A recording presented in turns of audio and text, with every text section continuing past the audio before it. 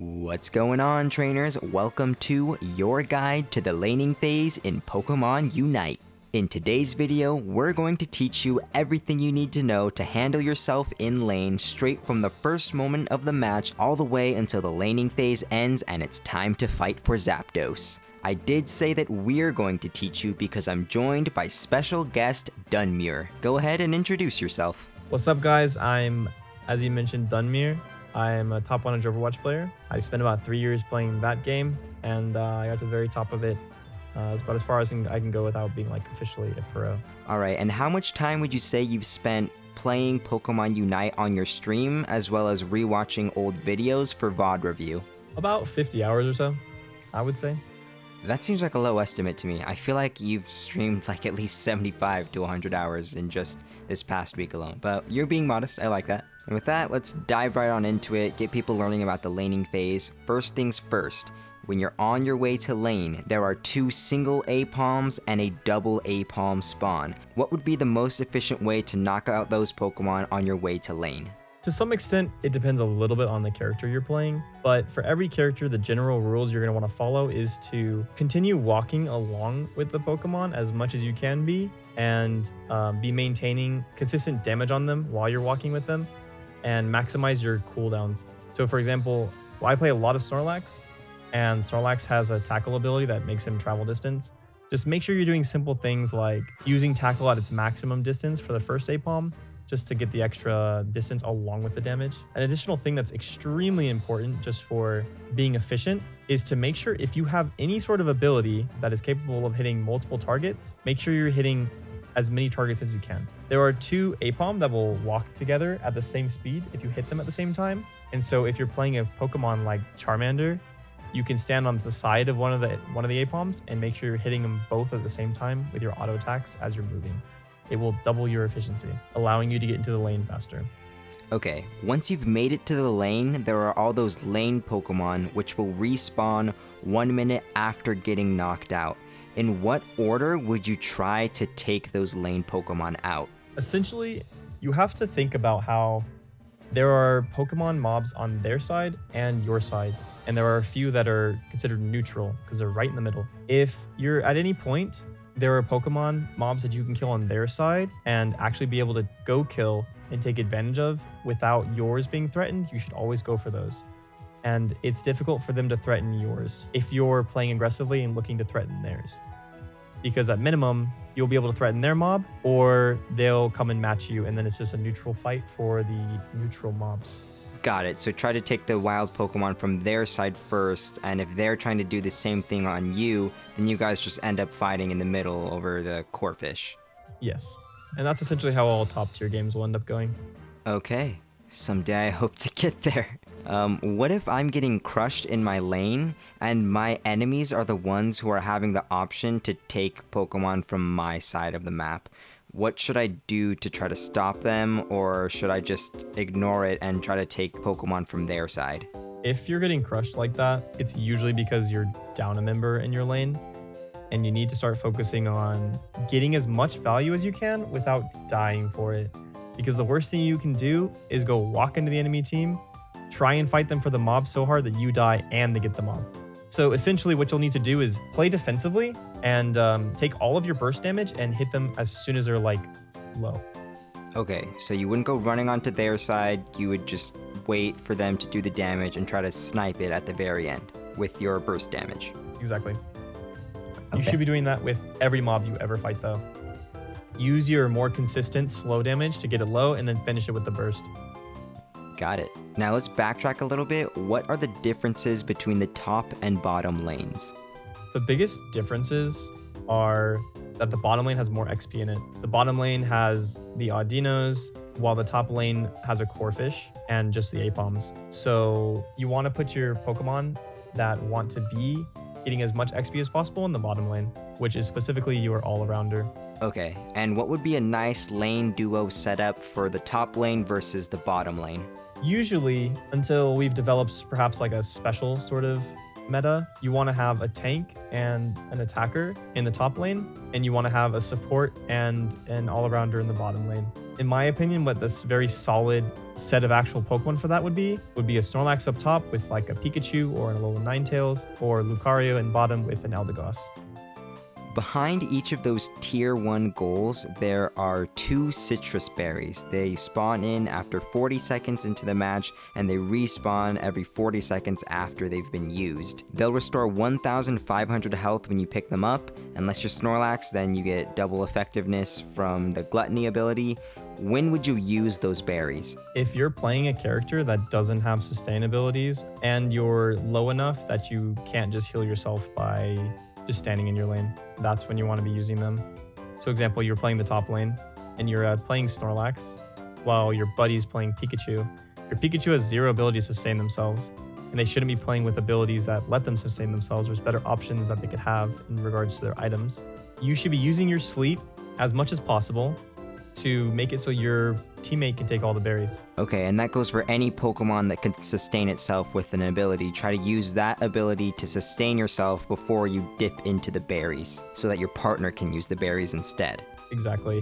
It's not so extreme that you should be TPing back without using them, but there's just no reason to waste them. It's a resource, you shouldn't waste them. When I'm playing Snorlax, I will actively go out and take a fight with about 80% HP if that's what I end up on, and not use my berries, because I'm confident that if the fight's going to take about 20 seconds, I'd rather have the berry there than have the extra about 20% HP. But it's also situational, and it's also based on like how much damage is in the game, because people or the Pokemon become a much higher damaging as the game goes on. So at the very beginning of the game, I'm not actually being threatened enough for me to have to take those berries, so I'll choose to forego them. The Vespiqueen cluster will spawn at 8:50 and then again at 7:20 on the clock, no matter what. What would you do to start preparing for those spawns?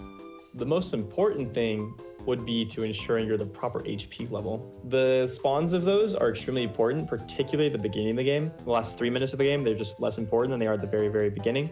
So ensure that you have the capability to push it, the capability to go take them. So the most important thing would be to make sure you're fully healed. Then the next most important would be to be in position. Obviously, if you're out of position, you can't be taking them, and the other team, if they're playing intelligently, will take them from you. And then the third most important would be to make sure you have the maximum amount of burst damage you can. And so obviously, don't go wasting your cooldowns right before you're about to go take these. The other thing that's a smaller tip is to make sure that you have your most powerful auto attack ready to go immediately. Attack nothing, and it gives you an extra tick towards your third auto attack, which is stronger, and oftentimes allows you to hit multiple groups of people rather than just one. And so make sure you have that queued up, make sure you're full health, make sure you're ready to push and in position, and then you can go for it. Okay, so ideally, how would you want that Vespiqueen fight to play out? It depends to some extent based on what composition you're playing, and you need to look at your strengths. If you're playing like a CC heavy character, for example, like Snorlax, you want to position yourself in a way where you can start pressuring the Combee and Vespiqueen a little bit and force the enemy team into an option of just allowing you to take them because they're worried about you engaging upon them if they push too far up, or forcing them to walk up into you and you just simply engaging on them, stunning them out, and stealing the Combees and Vespiqueen with your other person. So like your Pikachu is in a lane with you. You focus on applying damage to the enemy or stunning them if you have your block up, and allow your Pikachu to do the majority of the damage to the Vespiqueen and Combee. However, this is very relevant on getting them within the right damage range, because, for example, Thunderbolt won't kill a full set of Combee and Vespiqueen, so you're going to have to get some sort of damage into it first. So either allow you poke it out a little bit, or allow your lane partner to poke it out, or you take advantage of the enemy poking it out. Until you get to very high levels, there will be people just walking in, blowing their cooldowns, and doing about 70% of the damage of it onto these Combee and Vespiqueen. You can just let them do that. That's the most important thing you should be doing at a low level. Later on, it'll get more difficult, but as for now, just let them do the damage and then sneak in with your burst and go blow them up. Even if you're playing a character like Snorlax, If you're playing a character that's low damage, you can still find a way to do it, especially if you're using the maximum combos of using your boosted auto attack, then using your cooldown, and then going immediately into another attack. Okay, what about from the perspective of a Pokemon like Eldegoss? What would Eldegoss do while that fight's going down? If you're an Eldegoss, you have to aggressively stare at the Combee and Vespiqueen and hope that they just die of shock. No, in all seriousness, Eldegoss still has the capability to apply long-range damage, but not to such an extent that you're expecting your Eldegoss to take the kills. If you're playing a support like that, that doesn't do a lot of damage, you're mainly focused on allowing your team member to apply the damage later on. That's your main goal. That's the main way you're going to have the most success.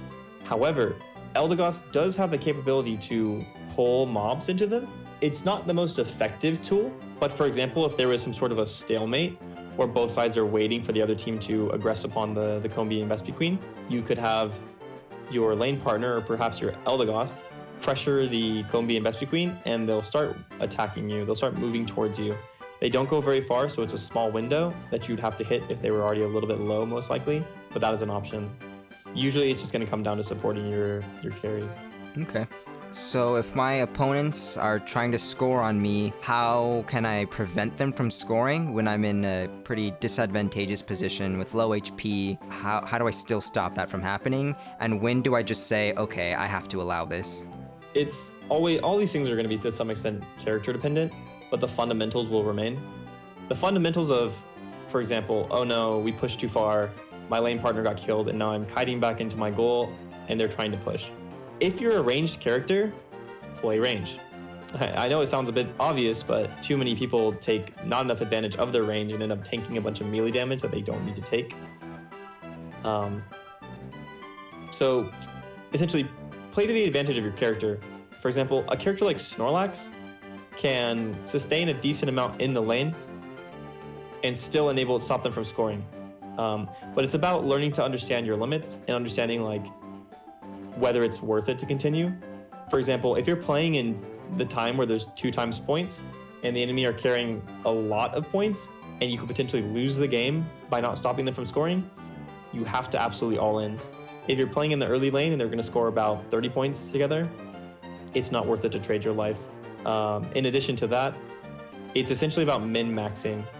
And for those of you who don't exactly know what that is, min-maxing is essentially taking the absolute limitations of your character, your cooldowns, and your HP and your items to get as much value as possible.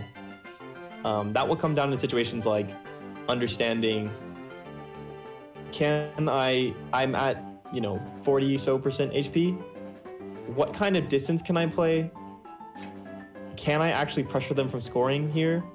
Understanding when your teammate will come back, how long you can stay until your teammate comes back. Small things like that, and you need to learn learn those essentially. The biggest way to do that is to never taking unnecessary damage and maximizing your other values. So for example, it'll help you a lot if you're playing in a 1v2 to just not take unnecessary damage. Even taking small points of damage, like taking 15-10% of damage because you walked up and you were bored and you wanted to go do something and you get poked out a little bit. Well, when they're actually pushing your lane, that's some percentage, some time you can't stay there. And small values like that will always help you.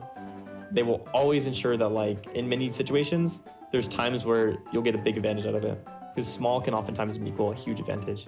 Okay, so looking to min-max the way you spent your time in lane will just put you in a better spot to pull off the defense. Essentially. A lot of it comes down to, hey, how do I stop this from happening? It's like, okay, well, don't let it happen in the first place. And you can't control your teammate. You can't stop them from feeding, right?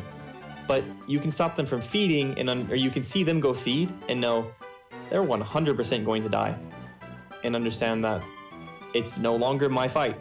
I'm going to back up, make sure I have 100% HP, and that just might be enough for me to be able to stop them from hitting at least most of the scores. Also, you can start to look at it from like a not an all or nothing sort of perspective. You can look at it from, okay, there's 3 of them, they're all holding points. I'm going to try and stop 1 or 2 of them from scoring. You don't have to, for example, like, it's obviously a little bit of a strange example, but there's ways to make it so one of them can't score For example, let's say you're playing a character like Cinderace that can't necessarily apply so much damage to a group of people. You need to understand that there's 3 of them, a good chance at least one of them is going to score. And so you shouldn't go all in, like running into them like, oh, I must stop these, because that's not what your character can do. Instead, understand, it's not that I must stop them, but I must limit the damage possible. So I'm going to take advantage of what my character can do, which is apply damage to a single target, and I'm going to stop as many of the single targets from scoring as possible, but not go so hard that I feed for it. Okay. On the flip side, how would you go about scoring? When do you know it's a good time to score? And if it's a little bit contested, how can you maybe still pull off that score? It is another thing that's going to have to be learned in regards to min-maxing. You also have to understand that if there's 3 of you, for example, running onto a lane with a single person, you need to first understand what kind of damage do they have? Do they have the capability to hit more than one of you at the same time? Because if they do, there's a good chance you might not be able to even capture them, and you might be able to not score your points. So you should stop thinking about doing that. That is a situation that happens pretty frequently. But more realistically, it's going to be, okay, I'm pushing them. If they have this sort of mass damage, something you can do is try and get them to force the cooldown. And then once they've used their mass damage cooldown, their AoE cooldown, then you can push into the lane. Then you can get 1 or 2 of your 3 people to score. It shouldn't be, okay, we're pushing, every single one of us must absolutely score, because that's a little bit ridiculous, and it's actually not that likely to happen that often. One of the biggest things about the game as a whole is to stop expecting everything to be all or nothing. It's the sort of mentality that makes people chase after kills, because in their mind, if they don't get a kill, they got nothing from it. But they don't understand that applying a bunch of damage to somebody and making them low makes them run away, and that is consistent value. So if you basically maximize your own value in like usually conservative, not minimal, but conservative, moderate value, it ends up adding up in the end. As opposed to you having these like spikes of feast or famine, where you go hard in and like 85% value one fight and then 0 the next, and then 85% the next fight and then 0 the next. So you're getting like a 42% value. Whereas if you're getting consistent 60% value, your average value is higher in the end. It doesn't feel as good necessarily, but it is in the end the right general thing to lean towards. At 7 minutes on the timer, that's when Rotom and Drednaw spawn. What should I be doing when that happens? More so than thinking about what should happen at the 3-minute mark, you should be thinking about what should happen right before that. You should always be thinking about your next objective when you're playing throughout the full game. It's not a looking up at the clock and you're like, oh, whoops, it's 6:59. Time for me to go kill Rotom or Drednaw. It's, all right, how am I preparing myself for the next big objective? Starting from the beginning of the game, you're preparing to get the first set of Combi and Vespiqueen, assuming you're playing in your lane. So you're preparing and you're leveling yourself up and not taking too much damage so that you can get the Vespiqueen and Combi, and you can essentially, quote unquote, win that fight in taking more than the enemy do. And it's small things like that, completely always thinking ahead about what is my next big value thing I need to do. And so essentially it'll go the first set of Vespiqueen and Combi, and I believe you said the second set comes at about 7:20. So that's the second set. So the first set of Vespiqueen and Combi, and then it's the second set. And in the meanwhile, like taking care of the small mobs nearby, which are essentially like small little fights themselves, like micro fights. For example, like the very beginning, trying to go for their Apoms, or at minimum getting their Corphish, getting the Corphish. But then the next one would be something like Rotom and Drednaw. Rotom and Drednaw fights should not be viewed as like I said, oh, it's time to go int and hope we happen to be the one to do the damage on them, or hope that we win a fight. You need to take a look at your situation. Do you have more people in your lane than they do? What's happening with the junglers, for example? Like, if you have 3 people in your lane because your jungler came and pushed, and perhaps you've been winning the fight before that, you've been taking more than they have, you're at an advantage. In those sort of situations, you can go for a more aggressive fight on the Rotom or Drednaw. It's like I said, it's essentially about like evaluating, like, can we actually fight this right now? Is there something that's giving me a trigger that makes me be able to fight it? Like I said, a trigger could be more XP, more people in your lane, like them being absent from the lane because you killed them. Something that lets you think that you'll be able to kill it by yourself. Because if you, for example, fight for an objective and you don't end up getting it and they steal it, that's worse than having just ignored it in the first place. Another very viable option is just stalemating it. A lot of times what will happen in these sorts of fights is like I said, I play on top lane a lot, so it's Rotom fights. The Rotom will spawn, but no one will have a big enough advantage to be able to push it yet. So we don't. But as soon as a big advantage is, then you need to snap to it and you need to go take care of it immediately. You basically start putting all your sources of damage into it until it gets about a third to a quarter HP. And then when that happens, your Pokemon with the least amount of damage and the one that, usually a tank or support that can provide some sort of CC, they should go and look and make sure the enemies are not trying to steal it. So go check the grass, go scout out the lane, and ensure that your damage is able to be put into the finishing off the Rotom and Drednaw. And keeping the same exact general principles of make sure that you're using your cooldowns to finish off the last hit. So maybe use your first or second set of cooldowns into it, but as soon as you get towards your last one, you hold it until the very end and ensure that you get the kill. Fun fact about Drednaw versus Rotom is that Drednaw gives much more experience upon getting knocked out than Rotom. So just further cementing that idea that the bottom lane is where the larger amount of EXP lies. It's also just better, to be honest. It's also what? It's better. Oh, okay. Well, why do you think that? Particularly at the beginning of the game, XP is way more important than getting a little bit of value from capturing points. The advantage of taking the Drednaw is that when you kill the Drednaw, you immediately get the value from it. But when you kill Rotom, it doesn't. So when you kill the Rotom, it still has to push through the whole lane. And so what that essentially means is that it's still killable after you've already captured it. So the whole time that you capture the Rotom, the enemy team is able to essentially say they take a fight on the Rotom against you and you kill one of them and they're like, all right, we need to back off. They can safely back off and then regroup and then just stop you at the goal. Okay. When is it finally okay to leave your lane? You shouldn't just leave your lane haphazardly. That's the most important concept. You definitely shouldn't leave your lane if it's losing. You shouldn't just be like, oh, okay, well, I'm going to go try and get a value elsewhere. That's not going to give you good results. The best times to leave your lane would be if you're trying to fight for an objective. So if you're getting towards the end of the game and you're about to go fight for the Zapdos because your team needs it to win, you shouldn't be sitting there like, oh, well, I would push with you guys, but I really got to make sure they don't score. Because at that point, if you don't take the Zapdos, you're going to lose anyway. So allowing them to score is kind of a necessity.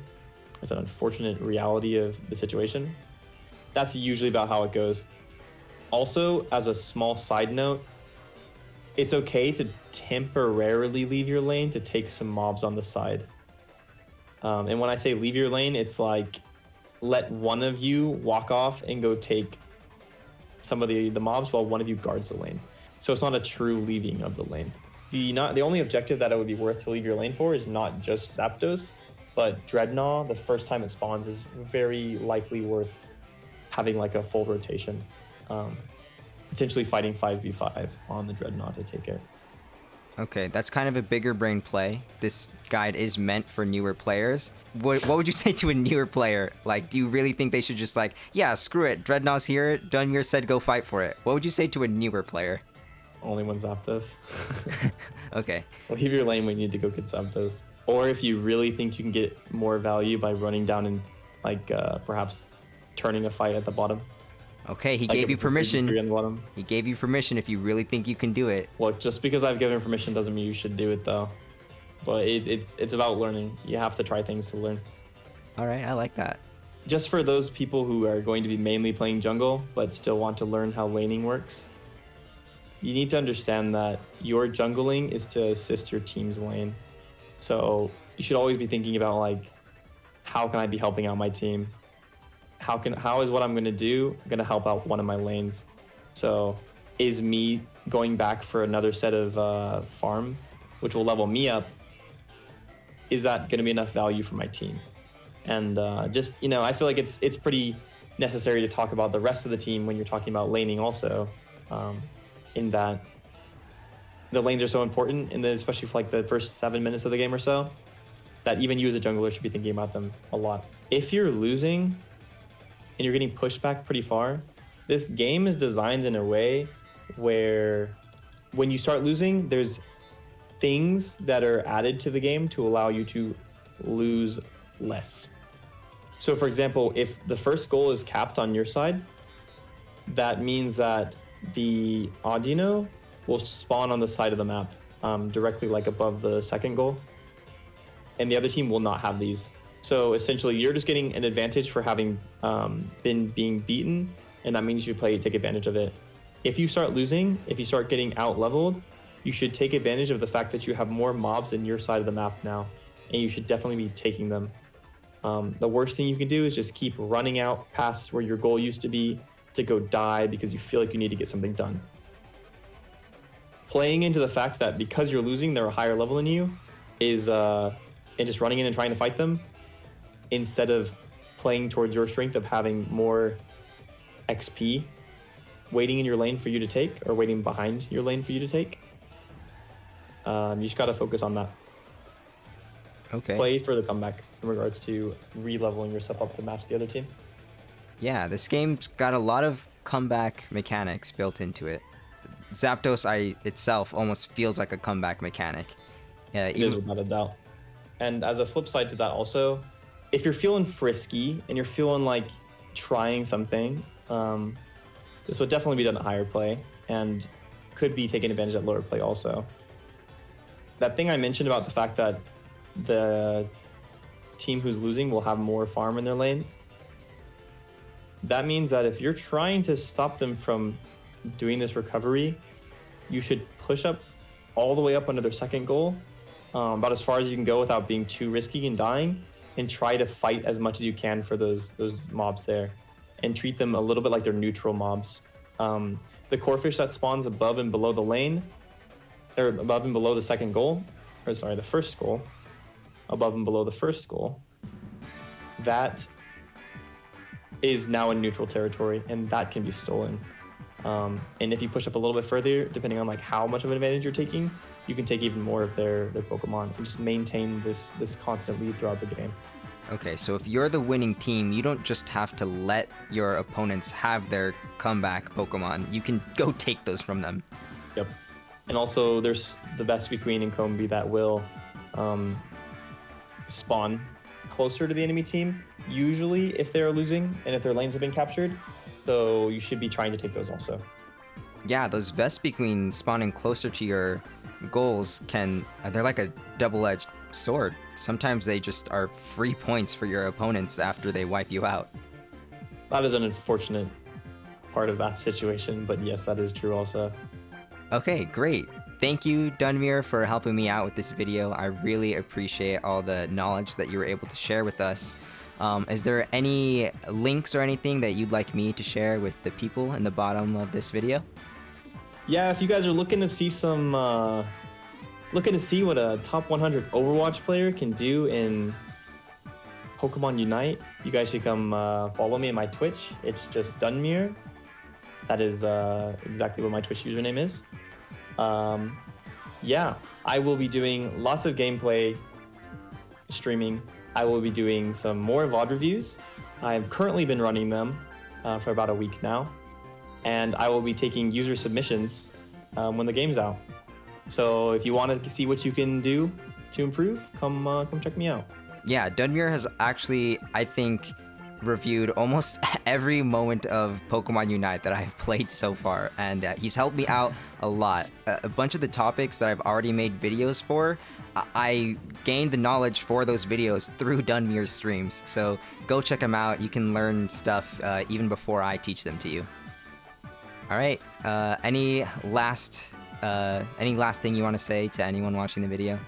Nope. Cool, bye! Later.